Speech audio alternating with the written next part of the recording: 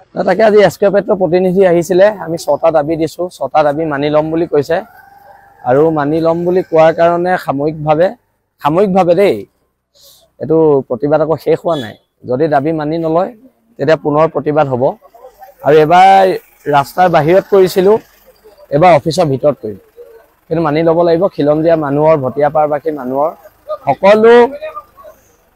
অভাৱ অভিযোগ যিখিনি আছে সেইখিনি তেওঁলোকে পূৰণ কৰিব লাগিব আৰু তাৰ বাদে তেওঁলোকৰ গত্যন্তৰ নাই আৰু এটা কথা এই আমি যি 5টা দাবী 6টা দাবী দিছো এই দাবীসমূহ আমি শিৱসাগৰৰ জ্যেষ্ঠ সাংবাদিক পূৰ্বৰ ওএনজিচি কৰ্মচাৰী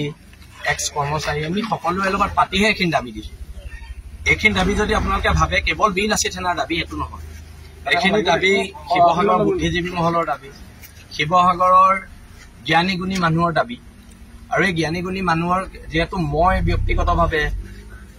অংকুৰ গগৈ ব্যক্তিগতভাৱে হৰ গগৈ ব্যক্তিগতভাৱে আমি এনেকুৱা অইল সেক্টৰ কামৰ লগত জড়িত নহয় আমাৰ অভিজ্ঞতা কম মানে প্ৰায় শূন্য সেইকাৰণে আমি এই দাবীখিনি শিৱসাগৰৰ জ্যেষ্ঠ সাংবাদিক আৰু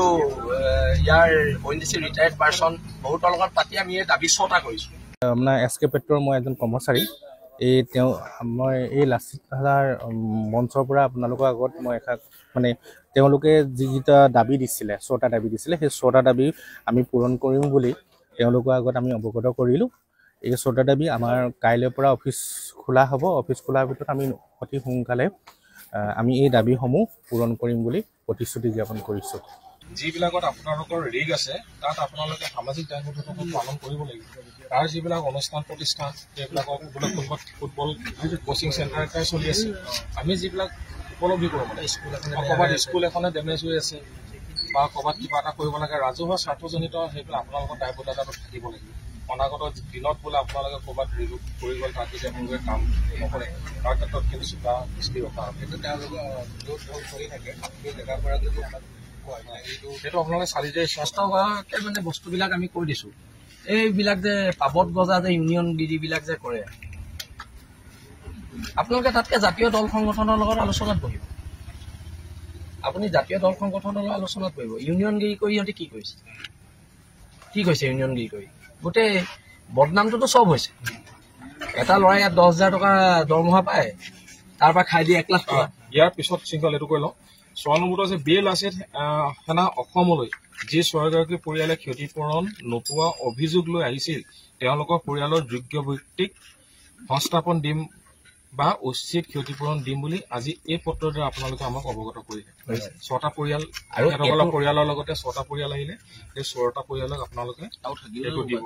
তাৰপৰা উক্ত দাবীসমূহ সঠিকভাৱে ৰূপায়ণ কৰিম বুলি বীৰ লাচিত সেনা অসম শিৱসাগৰ জিলা সমিতিৰ প্ৰতিশ্ৰুতিবদ্ধ হ'ল আচলতে এই দাবীখিনি তেওঁলোকৰ ওচৰত আমি প্ৰেৰণ কৰিছিলোঁ যোৱাকালি আমাক তেওঁলোকে হোৱাটছএপত এইটো দিলে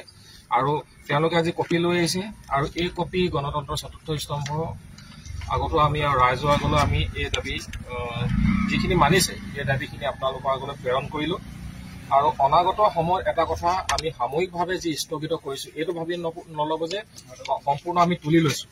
আমি সাময়িকভাৱে স্থগিত ৰাখিছোঁ আৰু অনাগত দিনত যদি আপোনালোকৰ কিবা গাফিলতি দেখোঁ তেতিয়াহ'লে কিন্তু সমগ্ৰ ৰাইজৰ সহযোগত পুনৰ গণতান্ত্ৰিক প্ৰতিৰোধ কাৰ্যসূচী আমি কৰিব পাৰিম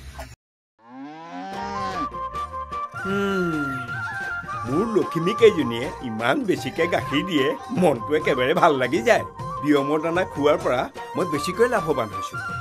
আপোনালোকেও বিয়মৰ দানা খুৱাওক আৰু এইটো বেছিকৈ লাভ কৰক